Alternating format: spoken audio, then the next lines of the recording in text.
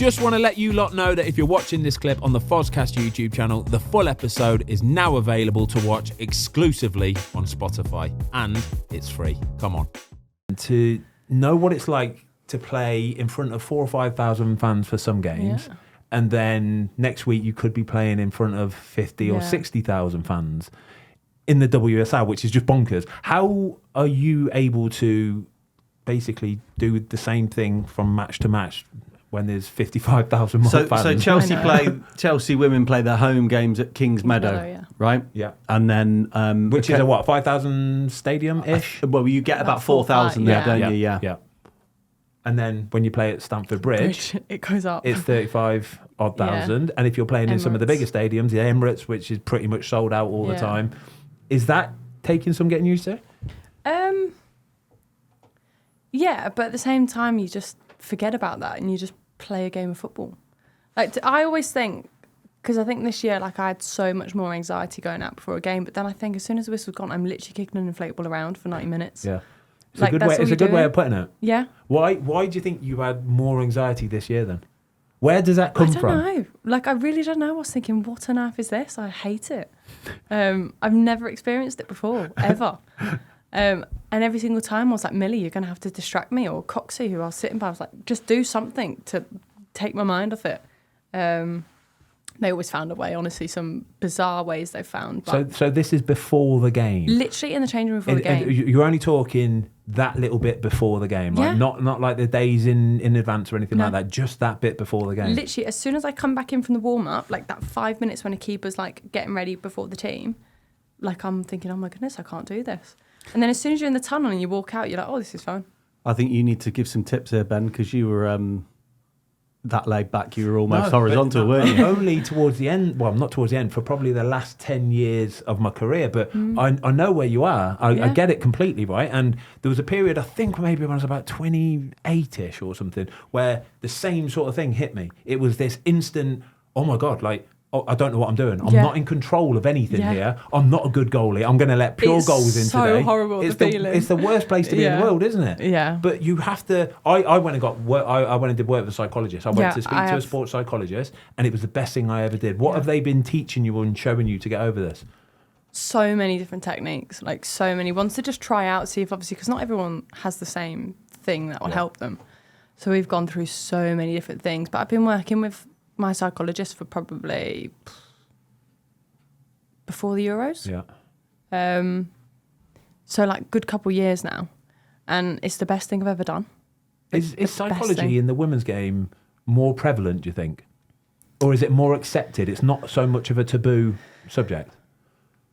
I think the more people that are coming out with obviously saying about mental health issues or saying that they're seeing psychologists, I think in the women's game, it's seen as a good thing to say that you're looking for help, that it's okay to struggle. Obviously, in the men's game, it's completely different with the amount of media and engagement that you guys get. Yeah. But yeah, there is quite a few players in the squad that I know that are working with different people, and Chelsea have got a good philosophy around it in terms of they don't have one psychologist for the team. Like they have like a couple that you can go to and you can pick which is the best for you, because obviously one psychologist isn't for everyone. Are they full time at the club? The psychologists? Yeah. Not the club, like they go through. Yeah. Like mine works with like Sport England and like all other sports as well. But it's just the fact that they're really supportive of that. And Emma was like a big believer in one psychologist isn't for everyone, and they help you sort it all, cover everything. And they like let them come into clubs so you can have your chats at clubs, so you don't have to go and source other places to go meet. But they've been really good with it, to be fair. And even England, like they let your psychologist come to England camps. Well. And do you think this sort of bout of anxiety, like you say, do you think it comes about from you spent your life so far, like, you know, you're a Warwickshire girl, kind of like homegrown, you're like a family bird, then you're playing for Birmingham, it's a bit of a step up again to Aston Villa, and then all of a sudden you're thrust into the limelight of, you're playing for one of the biggest WSL teams in the world, you're playing for England, there's a lot more pressure, a lot more expectation, and nobody teaches you how to deal with that kind of pressure and scrutiny, do they? No, I think my very first year down in Chelsea, I had a smile from ear to ear. You literally could not take it off my face.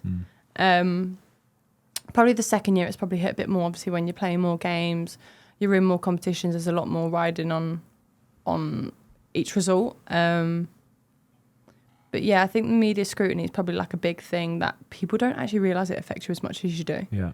I mean, every footballer's probably had it themselves. I think for my age, I've probably been opened up to a lot more scrutiny than probably most would in their career.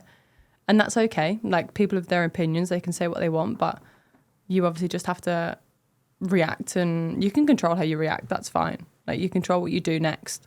You just don't want to keep getting more and more and more, and someone's waiting for something to just jump on or see a little thing and they're like, oh, this matches with this. I'm thinking, you literally are on camera 24/7.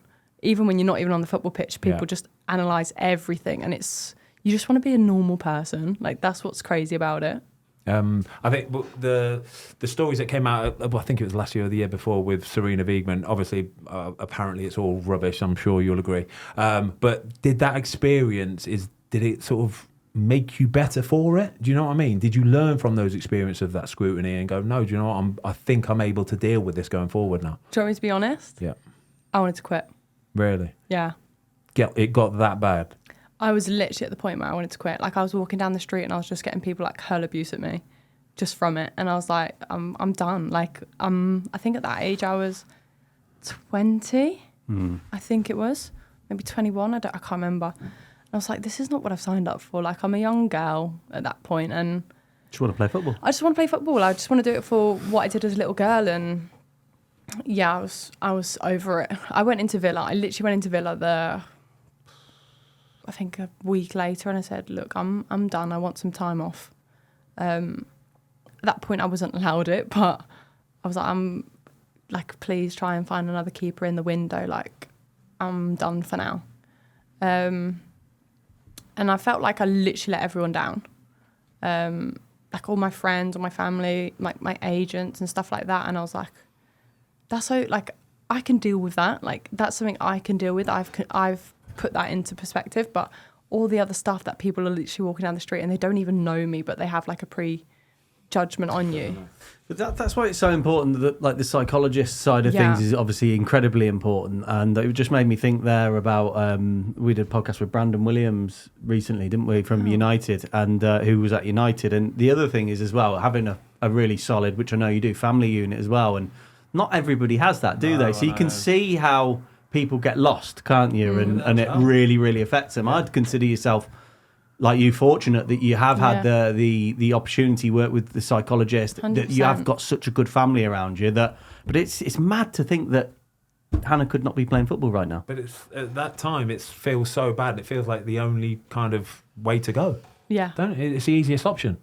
It is the easy option, and I thought, I've literally gone through life proving people wrong.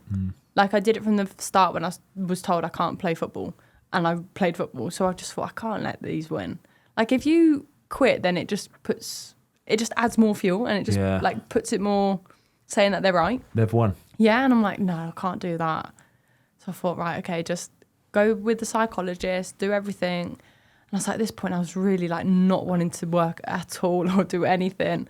And I was like, right, come on, like, let's go for a chat and stuff like this. And yeah, I think once you start, and then it gets a bit better. And it just slowly, day by day, week by week, just cloud lifted a bit. Yeah, but I do think, like, when obviously then more and more media then got added, I was thinking, oh, not again.